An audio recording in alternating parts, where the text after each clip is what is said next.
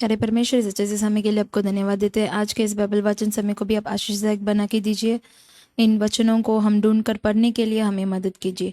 यीशु मसीह के नाम से मांगते पिता, आमीन। गिनती अध्याय 6। फिर यहोवा ने मूसा से कहा, इस्राएलियों से कह कि जब कोई पुरुष या स्त्री नाजिर की मन्नत अर्थात अपने को यहोवा के लिए न्यारा करने की विशेष मन्नत माने, तब वह दाखमधु आदि मदिरा से अलग रहे। वह न दाखमधु और न मदिरा का सिरका पिए और न दाख का कुछ रस भी पिए, वरन दाख न खाए, चाहे हरी हो चाहे सूखी। जितने दिन वह न्यारा रहे उतने दिन तक यह बीज से ले छिलके तक जो कुछ दाखलता से उत्पन्न होता है उसमें से कुछ न खाए। फिर जितने दिन उसने न्यारे रहने की मन्नत मानी हो उतने दिन तक वह अपने सिर पर चूड़ा न फिराए, और जब तक वे दिन पूरे न हो जिनमें वह यहोवा के लिए न्यारा रहे, तब तक वह पवित्र ठहरेगा और अपने सिर के बालों को बढ़ाए रहे।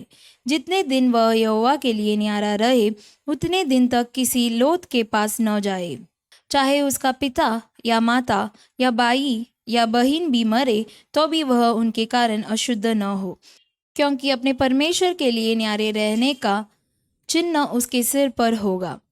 अपने न्यारे रहने के सारे दिनों में वह यहोवा के लिए पवित्र ठहरा रहे। यदि कोई उसके पास अचानक मर जाए और उसके न्यारे रहने का जो चिन्ह उसके सिर पर होगा वह अशुद्ध हो जाए, तो वह शुद्ध होने के दिन अर्थात 7वें दिन अपना सिर मुड़ाए, और 8वें दिन वह 2 पंडुक या कबूतरी के 2 बच्चे मिलाप वाले तंबू के द्वार पर याजक के पास ले जाए, और याजक एक को पाप बलि और दूसरे को होम बलि करके उसके लिए प्रायश्चित करे, क्योंकि वह लोथ के कारण पापी ठहरा है। और याजक उसी दिन उसका सिर फिर पवित्र करे, और वह अपने न्यारे रहने के दिनों को फिर यहोवा के लिए न्यारा ठहराए, और 1 वर्ष का एक भेड़ का बच्चा दोष बलि करके ले आए, और जो दिन इससे पहले बीत गए हो वे व्यर्थ गिने जाएं, क्योंकि उसके न्यारे रहने का चिन्ह अशुद्ध हो गया। फिर जब नाजिर के न्यारे रहने के दिन पूरे हो उस समय के लिए उसकी यह व्यवस्था है, अर्थात वह मिलाप वाले तंबू के द्वार पर पहुंचाया जाए, और वह यहोवा के लिए होम बलि करके 1 वर्ष का एक निर्दोष भेड़ का बच्चा, पाप बलि करके 1 वर्ष की एक निर्दोष भेड़ की बच्ची, और मेल बलि के लिए एक निर्दोष मेढ़ा, और अख़मीरी रोटियों की एक टोकरी अर्थात तेल से सने हुए मैदे के फुलके और तेल से चुपड़ी हुई अख़मीरी पपड़ियाँ, और उन बलियों के अन्न बलि और अर्घ, ये सब चढ़ावे समीप ले जाए। इन सब को याजक यहोवा के सामने पहुंचाकर उसके पाप बलि और होम बलि को चढ़ाए, और अख़मीरी रोटी की टोकरी समेत मेढ़े को यहोवा के लिए मेल बलि करके और उस मेल बलि के अन्न बलि और अर्घ को भी चढ़ाए।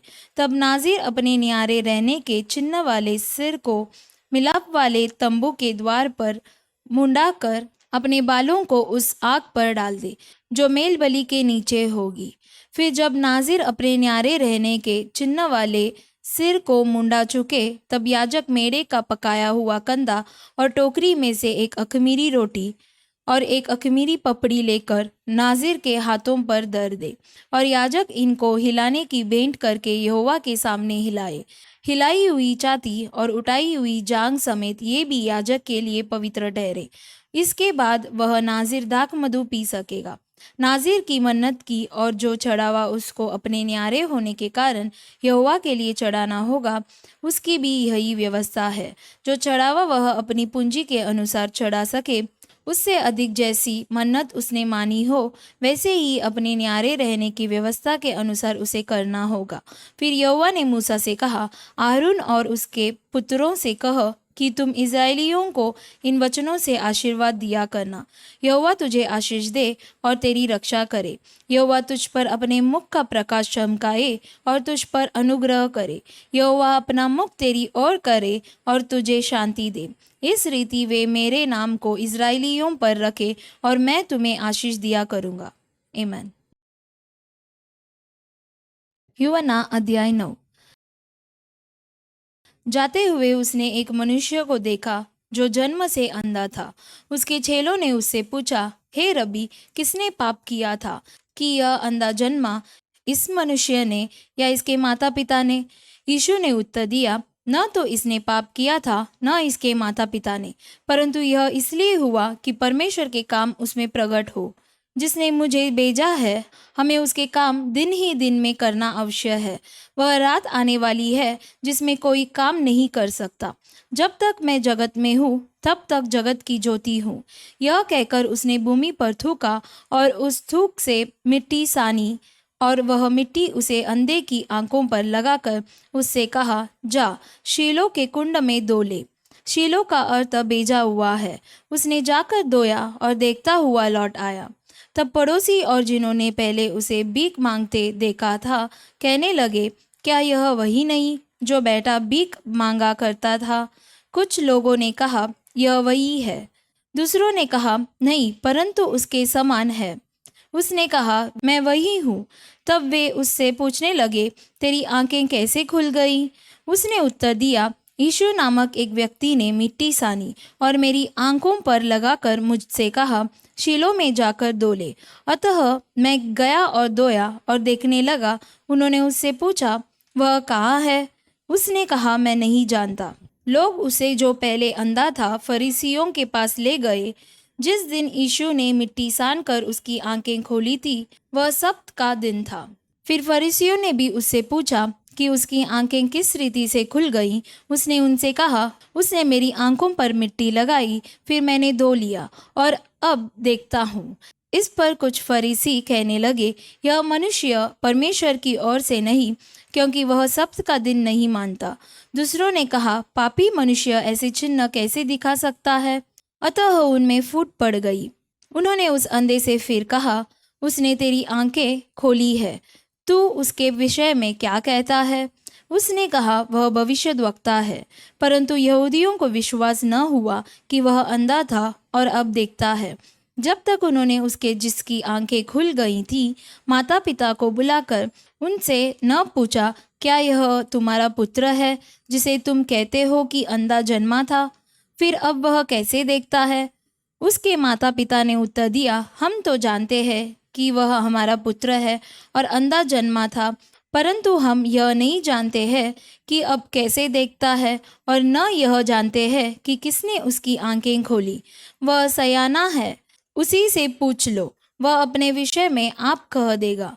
ये बातें उसके माता पिता ने इसलिए कही क्योंकि वे यहूदियों से डरते थे, क्योंकि यहूदी एकमत हो चुके थे कि यदि कोई कहे कि वह मसीह है तो आराधनालय से निकाला जाए।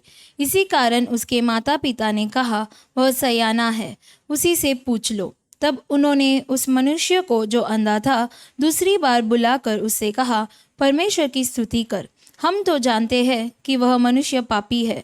उसने उत्तर दिया, मैं नहीं जानता कि वह पापी है या नहीं। मैं एक बात जानता हूँ कि मैं अंधा था और अब देखता हूँ। उन्होंने उससे फिर कहा, उसने तेरे साथ क्या किया और किस तरह तेरी आंखें खोली? उसने उनसे कहा, मैं तो तुमसे कह चुका और तुमने नहीं सुना। अब दूसरी बार क्यों सुनना चाहते हो? क्या तुम भी उसके चेले होना चाहते हो? तब वे उसे बुरा भला कहकर बोले, तू ही उसका चेला है, हम तो मूसा के चेले हैं।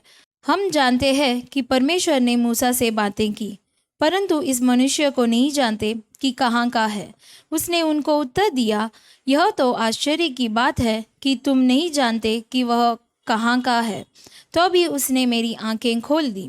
हम जानते हैं कि परमेश्वर पापियों की नहीं सुनता, परंतु यदि कोई परमेश्वर का भक्त हो और उसकी इच्छा पर चलता है तो वह उसकी सुनता है। जगत के आरंभ से यह कभी सुनने में नहीं आया कि किसी ने जन्म के अंधे की आंखें खोली हो। यदि यह व्यक्ति परमेश्वर की ओर से न होता तो कुछ भी नहीं कर सकता। उन्होंने उसको उत्तर दिया, तू तो बिल्कुल पापों में जन्मा है, तू हमें क्या सिखाता है? और उन्होंने उसे बाहर निकाल दिया। यीशु ने सुना कि उन्होंने उसे बाहर निकाल दिया, और जब उससे भेंट हुई तो कहा, क्या तू परमेश्वर के पुत्र पर विश्वास करता है? उसने उत्तर दिया, हे प्रभु, वह कौन है कि मैं उस पर विश्वास करूं? यीशु ने उससे कहा, तूने उसे देखा भी है और जो तेरे साथ बातें कर रहा है वह वही है। उसने कहा, हे प्रभु, मैं विश्वास करता हूँ, और उसे दंडवत किया। तब यीशु ने कहा, मैं इस जगत में न्याय के लिए आया हूँ, ताकि जो नहीं देखते वे देखें और जो देखते हैं वे अंधे हो जाएं। जो फरीसी उसके साथ थे उन्होंने ये बातें सुनकर उससे कहा, क्या हम भी अंधे हैं? यीशु ने उनसे कहा, यदि तुम अंधे होते तो पापी न ठहरते, परंतु अब कहते हो कि हम देखते हैं, इसीलिए तुम्हारा पाप बना रहता है। आमीन। दूसरा थिस्सलुनीकियों अध्याय 1। पौलुस और सिलवानुस और तीमोथियुस की ओर से थिस्सलुनीकियों की कलीसिया के नाम, जो हमारे पिता परमेश्वर और प्रभु यीशु मसीह में है, हमारे पिता परमेश्वर और प्रभु यीशु मसीह की ओर से तुम्हें अनुग्रह और शांति मिलती रहे। हे भाइयों, तुम्हारे विषय में हमें हर समय परमेश्वर का धन्यवाद करना चाहिए और वह उचित भी है, इसलिए कि तुम्हारा विश्वास बहुत बढ़ता जाता है और तुम सबका प्रेम आपस में बहुत ही बढ़ता जाता है, यहाँ तक कि हम आप परमेश्वर की कलीसिया में तुम्हारे विषय में घमंड करते हैं कि जितने उपद्रव और क्लेश तुम सहते हो, उन सब में तुम्हारा धीरज और विश्वास प्रकट होता है। यह परमेश्वर के सच्चे न्याय का स्पष्ट प्रमाण है कि तुम परमेश्वर के राज्य के योग्य ठहरो, जिसके लिए तुम दुख भी उठाते हो, क्योंकि परमेश्वर के निकट यह न्याय है कि जो तुम्हें क्लेश देते हैं उन्हें बदले में क्लेश दे, और तुम्हें जो क्लेश पाते हो हमारे साथ चैन दे। उस समय जबकि प्रभु यीशु अपने सामर्थी दूतों के साथ धधकती हुई आग में स्वर्ग से प्रकट होगा, और जो परमेश्वर को नहीं पहचानते और हमारे प्रभु यीशु के सुसमाचार को नहीं मानते उनसे पलटा लेगा। वे प्रभु के सामने से और उसकी शक्ति के तेज से दूर होकर अनंत विनाश का दंड पाएंगे। यह उस दिन होगा जब वह अपने पवित्र लोगों में महिमा पाने और सब विश्वास करने वालों में आश्चर्य का कारण होने को आएगा। क्योंकि तुमने हमारी गवाही पर विश्वास किया, इसीलिए हम सदा तुम्हारे लिए प्रार्थना भी करते हैं कि हमारा परमेश्वर तुम्हें इस बुलाहट के योग्य समझे और भलाई की हर एक इच्छा और विश्वास के हर एक काम को सामर्थ्य सहित पूरा करे, ताकि हमारे परमेश्वर और प्रभु यीशु मसीह के अनुग्रह के अनुसार हमारे प्रभु यीशु का नाम तुम्हें महिमा पाए और तुम उसमें। आमीन।